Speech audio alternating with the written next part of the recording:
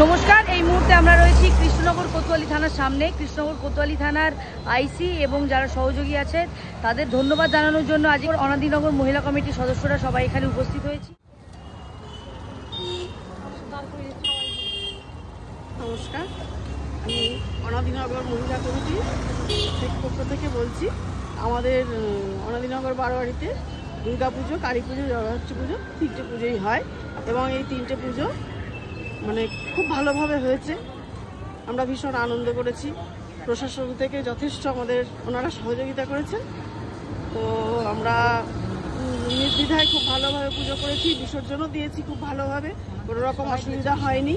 হ্যাঁ, আমাদের মানে কি বলবো, প্রশাসনের তরফ থেকে আমরা অনেক অনেক রকম সাহায্য পেয়েছি। প্রশাসনকে আমরা ধন্যবাদ জানানোর জন্য আজকে কোতোয়ালিতে এসেছি।